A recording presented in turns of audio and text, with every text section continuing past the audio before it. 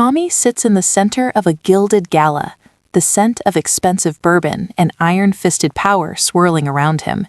His eyes are cold, reflecting a decade of ruling through fear. Then he sees her, a small girl in a light blue dress, copper hair wild and damp with snow. She is a tiny ghost in a room of monsters. She doesn't hesitate. She runs straight toward him, stopping inches from his tailored suit. Her small hand slaps his wineglass aside, the crystal shattering like a gunshot. "Your men are hurting her," she cries, her voice trembling but fierce, as she grabs his ink-covered hand. "Please, they're hurting my mommy. You have to save her." Michelle Bryan is trapped. She's exhausted after a 12-hour shift, her body shaking from the biting winter wind, when she is shoved against a brick wall by 3 men who radiate violence. They are Tommy Vito soldiers, executing a routine intimidation for a debt she didn't even know she had. Just as the darkness closes in, a black sedan screeches to a halt, the headlights cutting through the snow like twin blades of light. Tommy Vito, a man with slicked back hair and tattoos that signal death, emerges from the car. He doesn't look at his men. He looks at the bruised, defiant woman who refuses to beg. In that moment, he realizes Michelle isn't just another debtor. She is the only thing capable of shattering his cold, authoritative heart. The shadows of the alleyway seem to breathe, closing in on Michelle as the 3 men tighten their circle.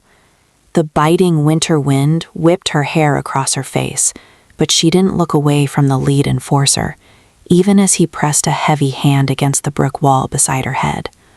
Her knuckles were white, gripping the strap of her bag, her mind a frantic loop of Amy, praying her daughter had reached the bright lights of the main street. "I told you," Michelle rasped, her voice a fragile blade in the cold. "I don't have the money yet. Just give me another week." "The king doesn't do weeks, sweetheart," the man sneered, his breath a foul cloud in the freezing air. He reached out to grab her chin, but the sound of tires screaming against asphalt cut him short. A sleek black sedan fishtailed into the mouth of the alley, its headlights cutting through the snow like twin blades of light. The enforcers froze, their aggression evaporating into a sudden, stifling air of terror. As the door opened, the very atmosphere seemed to drop 10 degrees. Tommy Vito stepped out. He was a silhouette of lethal elegance. The street lamp caught the sharp line of his slicked-back hair and the intricate black ink of the tattoos creeping up his neck like a warning. He didn't look like a man who walked. He looked like a predator claiming his territory. He stared at the scene, his mouth slightly open, in a moment of extreme shock, his eyes fixated not on his men, but on the woman pinned against the bricks. "Boss," the lead enforcer stammered, stepping back. "We were just doing a routine intimidation. The Bryan debt." Tommy didn't respond to him. His gaze was locked on Michelle. He saw the red and raw state of her fingers, the way her oversized olive green coat was torn at the shoulder, and the fierce, flickering fire in her brown eyes that refused to be extinguished by fear. She was disheveled and emotionally shaken, yet she stood her ground with a stubborn dignity that hit him harder than any physical blow. "Your men," Michelle whispered, her voice trembling but clear as she looked the king of the underworld in the eye. "They're scaring my daughter." Tommy's furrowed brow deepened. He felt a sharp, alien tug in his chest, a protective instinct he had buried under a decade of blood and steel. He turned his head slowly toward his men. His expression shifted from shock to a cold, radiating authority. "Get out," Tommy commanded. The words were low, vibrating with a promise of violence that made the 3 men stumble over each other to reach their vehicle. When the sedan's taillights faded, leaving only the hum of the idling car and the swirl of snow, Tommy stepped closer. He reached out, his luxury Metalink watch glinting in the dark, and gently brushed a stray hair from Michelle's forehead. His touch was searingly hot against her frozen skin. "You're a long way from home, Michelle Bryan," he murmured, his voice a dark, melodic rumble.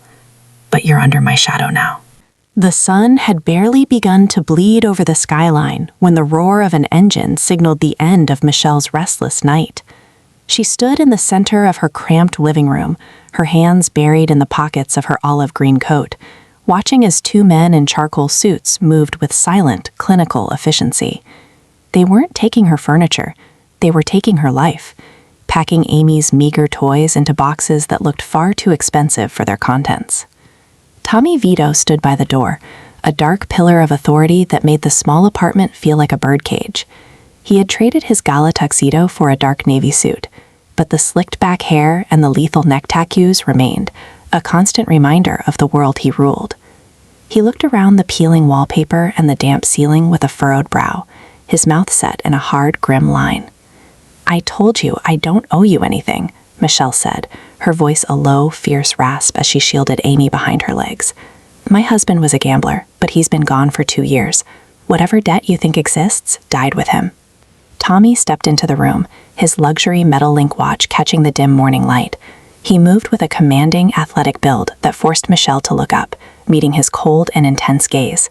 He stopped just inches away, the scent of expensive cedar and rain-washed leather enveloping her. "In my world, debts don't die," Tommy murmured, his voice a dark, melodic rumble that sent a shiver down her spine. "They accrue interest, and your husband owed me more than this building is worth." He reached out, his ink-covered hand hovering near her cheek, before he pulled back, his expression a mask of radiating authority. "You have 2 choices, Michelle. You can stay here and wait for the men I chased away to return, and they will, or you can come with me. My penthouse is the only place in this city where no one can touch you." "And what do I have to do in return?" she asked, her stubborn dignity flaring even as her heart hammered against her ribs. "You exist," he counted simply. "You live under my shadow until I say the debt is settled." The drive to the penthouse was a blur of tinted glass and silent streets. When the elevator doors opened, Amy let out a small gasp. The space was a monolith of high-contrast cinematic luxury, floor-to-ceiling glass, black marble, and a view of the city that felt like standing on the edge of the world. "This isn't a home," Michelle whispered, looking at the silent security guards stationed at every exit. "It's a fortress." "It's a sanctuary," Tommy corrected, turning to look at her. He saw the way she clutched Amy's hand, the emotionally shaken look in her eyes clashing with her refusal to bow. "The doors are locked to keep the world out, Michelle, not to keep you in." As he walked away to take a call, his slicked back hair gleaming under the recessed lighting, Michelle realized with a jolt of terror that the king of the underworld hadn't just collected a debt. He had claimed her. The heavy scent of lilies and expensive floor wax felt like a suffocating blanket as Michelle paced the length of her new bedroom. The space was an ostentatious display of wealth, silk sheets and shades of ivory, a vanity topped with crystal bottles, and a walk-in closet filled with designer labels that still bore their tags. To anyone else, it was a dream. To Michelle, it was a brand. She had spent the afternoon stripping the bed of its finery and piling the delicate lace dresses on a velvet ottoman. When the door opened without a knock, she didn't need to turn to know it was him. The air in the room simply tightened, humming with the magnetic, cold and intense energy that Tommy Vito carried like a weapon. "The staff tells me you refused the meal they prepared," Tommy said, his voice a low, melodic rumble that vibrated through the floorboards. He was leaned against the doorframe, his custom-tailored black suit making him look like a shadow carved from stone. "And I see you've made a mess of the gifts I provided."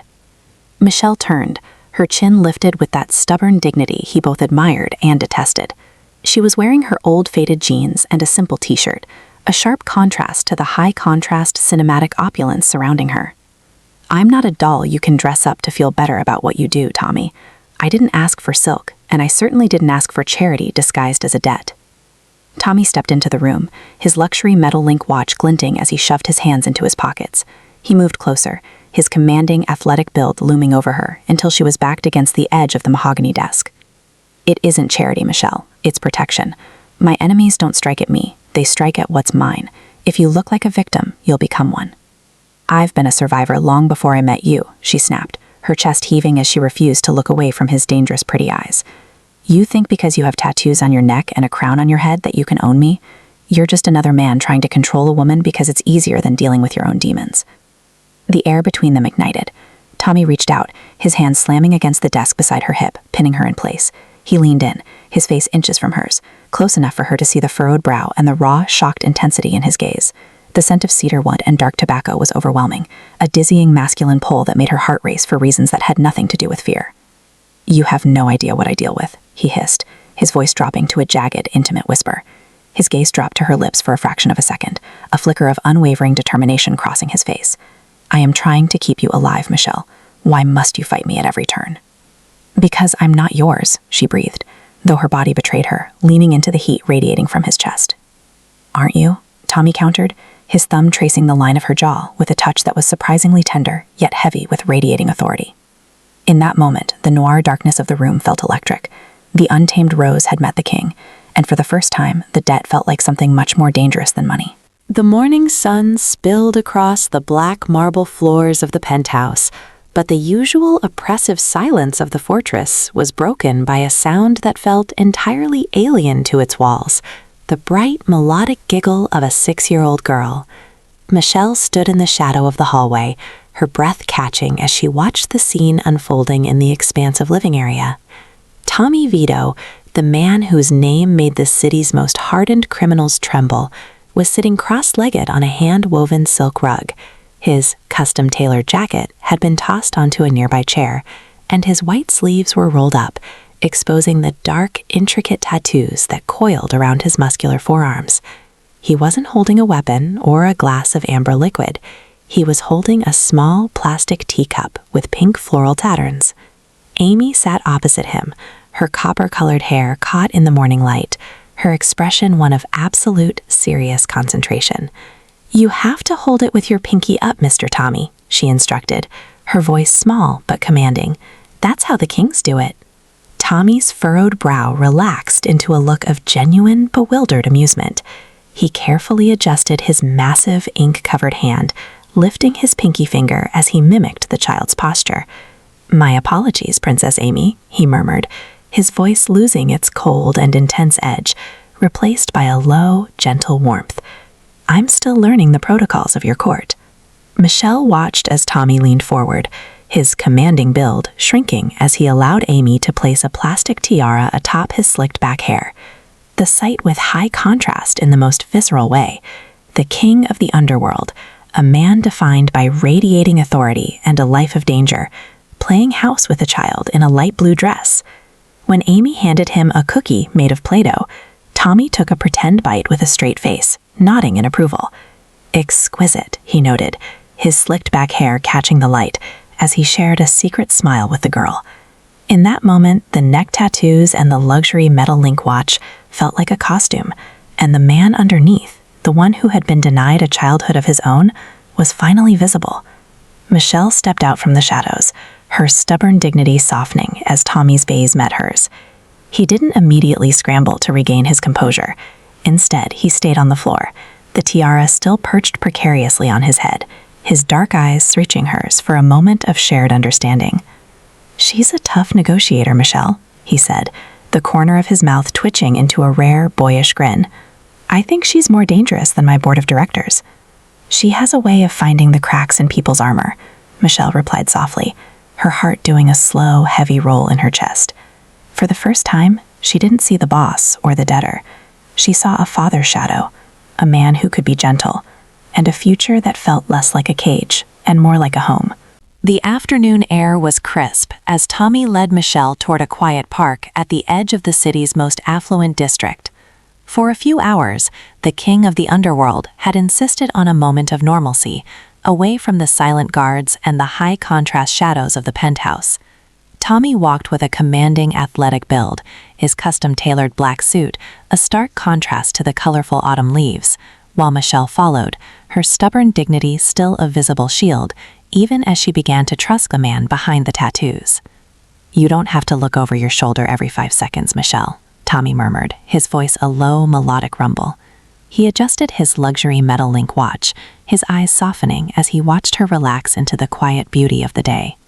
"It's a habit of the poor, Tommy," she replied, her voice a fragile thread of honesty. "We're always waiting for the other shoe to drop." The shoe didn't drop. It shattered. The piece was ripped apart by the sudden rhythmic screech of tires and the deafening mechanical roar of an automatic weapon.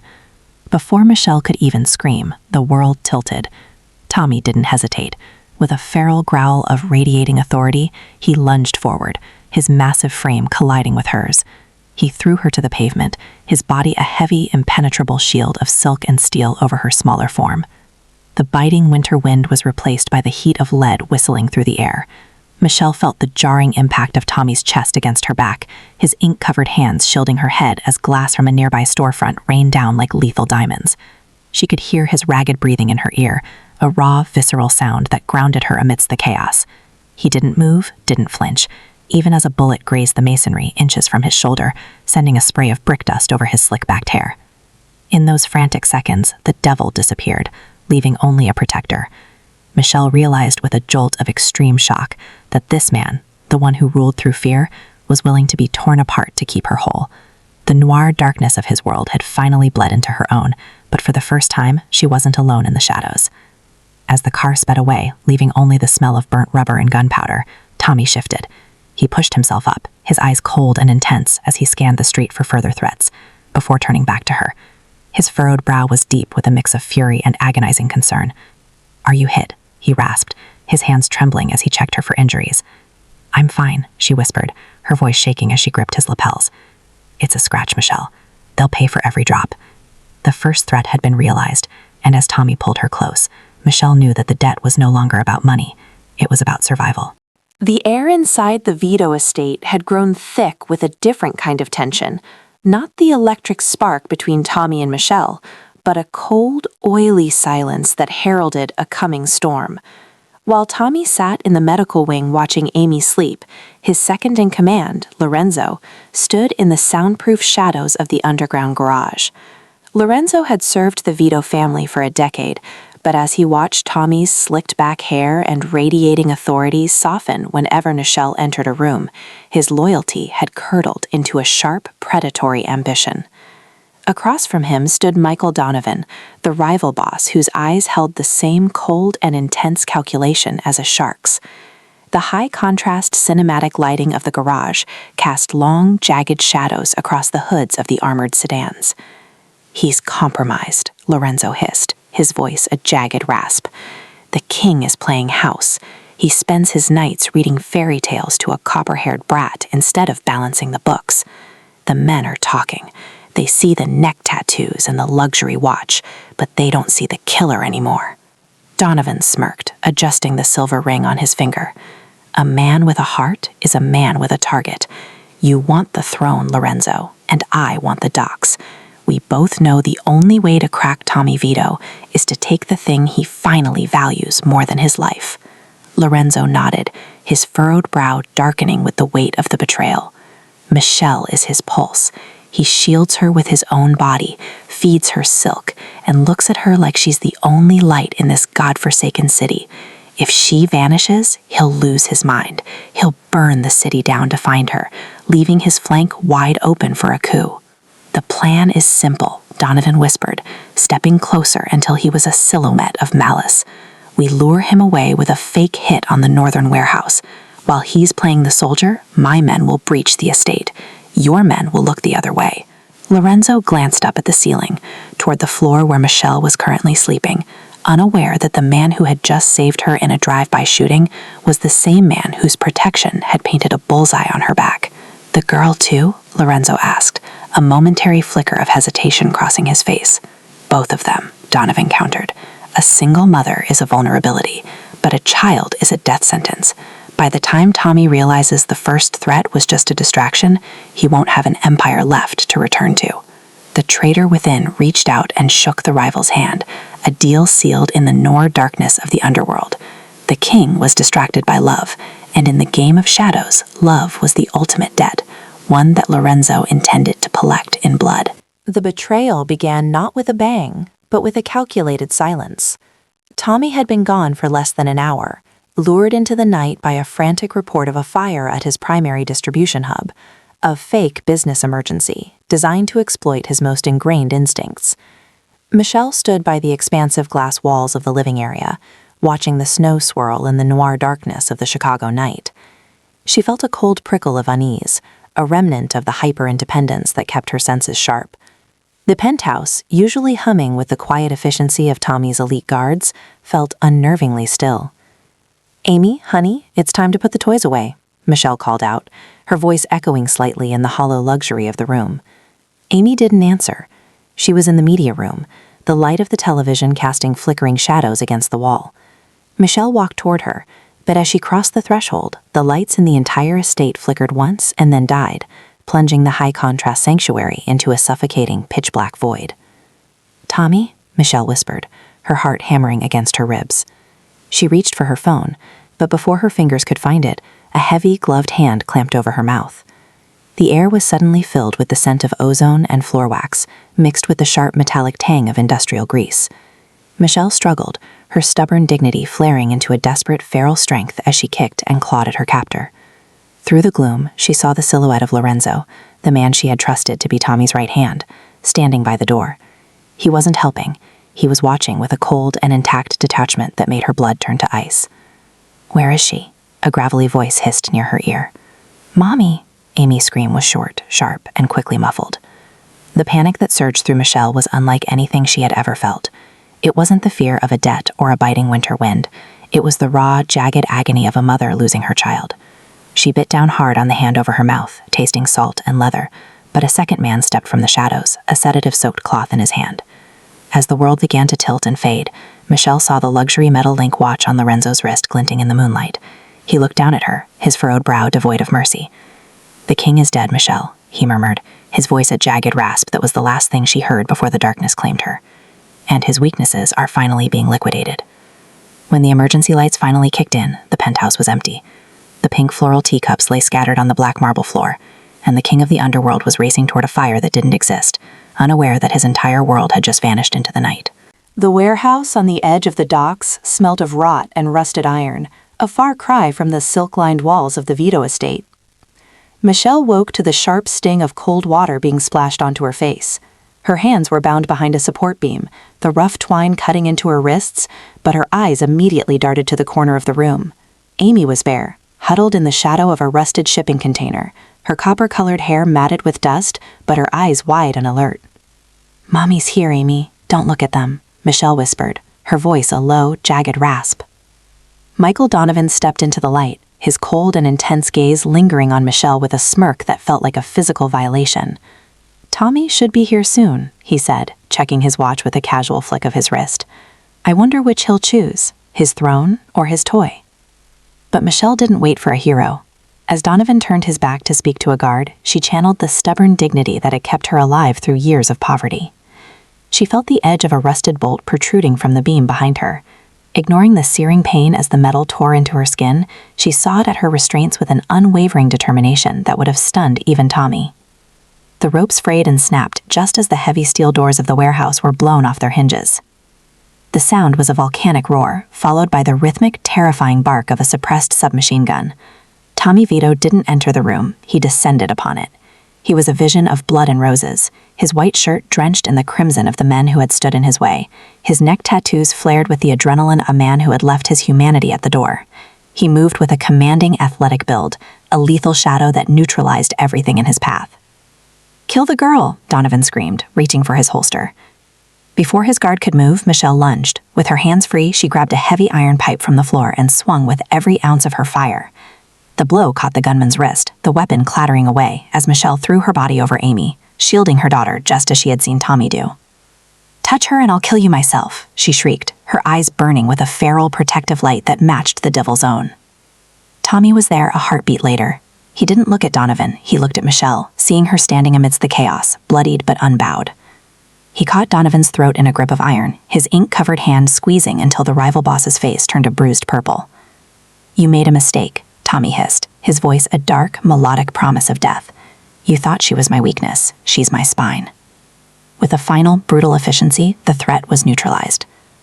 Tommy dropped the body and knelt in the gore, pulling Michelle and Amy into his massive, trembling arms.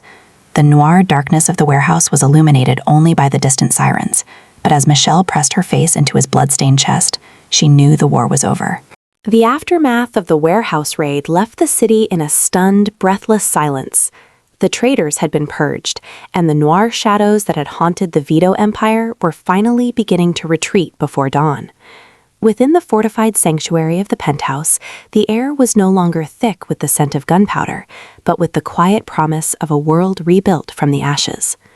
Tommy stood on the balcony, his commanding, athletic build framed by the rising sun. He had washed away the blood and bite, but the neck tattoos and the unwavering determination in his gaze remained, a testament to the man who had fought through hell to reclaim his heart. He didn't turn when he heard Michelle's footsteps. He simply waited until she stood beside him, her hand sliding into his with a familiarity that felt like destiny. "Lorenzo is gone," Tommy murmured, his voice a low, melodic rumble that lacked his usual cold and intense edge. "The rivals have retreated to the holes they crawled out of. The city knows now that touching you or Amy is a death sentence." Michelle looked out at the skyline, her stubborn dignity replaced by a serene, hard-won peace. "I never wanted to be the reason for a war, Tommy. I just wanted to be safe." "You weren't the reason for the war," he countered, finally turning to face her. He reached into the pocket of his custom-tailored suit and pulled out a velvet box. Inside, a diamond of high-contrast brilliance caught the morning light, sparkling with a fire that rivaled the one he had seen in her eyes at the docks. "You weren't the reason I realized I had something worth fighting for." He took her hand, his ink-covered fingers trembling slightly as he looked at the woman who had stared down a hitman for her child. "I told you that you were under my shadow to settle a debt, but the truth is, I'm the one in debt to you. You gave me a home when all I had was a fortress. You gave me a soul when I was just a ghost with a crown." He dropped to one knee, the king of the underworld surrendering his throne to the only person who truly owned him. "I don't want you as a ward, Michelle. I don't want you as a secret. I want you to take my name. I want to build a kingdom where we never have to be afraid again."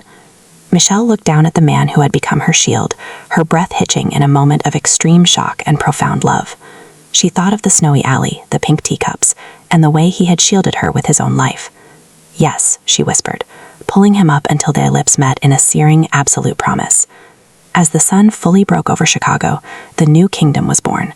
It wasn't built on fear or blood, but on the fire of a woman who had saved a king, and a king who had finally found his mercy.